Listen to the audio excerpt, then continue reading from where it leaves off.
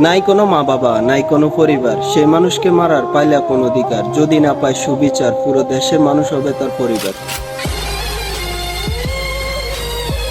তোরা কিভাবে পারলি একটা নিরীহ মানুষকে এভাবে মারতে? ভাই মানলাম ও চুরি করছে, তবে তোদের তো রাইট নাই এভাবে একটা মানুষকে মেরে ফেলা। কে দিছে তোদেরকে এই অধিকার? তোরা জবাব দিতে হবে, ঠিক আছে? এটার আমরা সুবিচার চাই, এক কথা এটার সুবিচার চাই। এই মানুষটার বাবা মারা গেছে 2015 সালে, মা মারা গেছে 2019 সালে, আর যেই শেষ বড়টা ছিল তার ভাইটা, শেষমেশ ওই মানুষটাও ক্যান্সার আক্রান্ত হয়ে 2023 সালে মারা গেছে।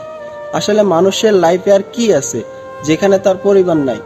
এর ভিতরে ও হচ্ছে অনেক ট্যালেন্টেড, ঠিক আছে? ওর কথাবার্তা শুনলে বোঝা যায়, ঠিক আছে? হয়তো বা ও মানসিক পাগল হয়ে গেছে, মানলাম ও চুরি করছে, তবে এভাবে রাইট তো নাই ভাই, মাইরা ফেলা। আর কিভাবে পারলি তোরা এটা? একটা মানুষকে কত আপ্যায়ন কইরা, কত সুন্দর কইরা ভাত খাওয়াইতেছস, আবার নাকি ওর সামনে কইতেছস শেষ ভাতটা খেয়ে আনে, পানিটা খেয়ে আনে। কিভাবে পারলি ভাই? তোদের এই রাইট কেডা দিছে? এটা তোরা জবাব দিতে হইব, ঠিক আছে? সরকারের কাছে আকুল আবেদন, এটার বিচার আমরা চাই, ঠিক আছে? যেহেতু ওর পরিবার নাই, পুরো বাংলাদেশের মানুষ ওর পরিবার হয়ে দাঁড়াবে, ঠিক আছে? নেটে ঢুকতে পারতেছি না, এই ঝামেলার কারণে নেটে ঢুকতে পারতেছি না। আচ্ছা ভাই, তোমরা মানুষ হয়ে কিভাবে অমানুষের কাজটা করলে? কিভাবে পারলে ভাই? এটা কি আদৌ পসিবল? এতগুলা মানুষ একটা মানুষকে মারতাছে, আর মারতাছে ভাই, এভাবে মারে? হ্যাঁ, এভাবে মারে? এটা কোনো মারা হইলো?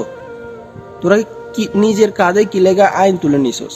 আমরা এটা সুবিচার চাই, সোজা কথা, আমরা এটা সুবিচার চাই, ঠিক আছে? পুরো দেশের মানুষ তার পক্ষে আছে, তার পরিবার হয়ে কথা বলবে, ঠিক আছে? এভাবে আমরা মেনে নিতে পারি না।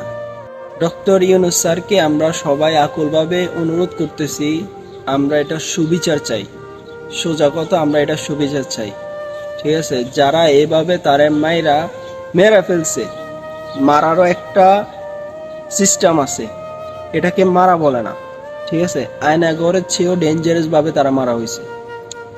এতগুলো মানুষ মারতেছে, আরেকগুলা মানুষ এগুলা ভিডিও করতেছে, কিভাবে পসিবল এটা?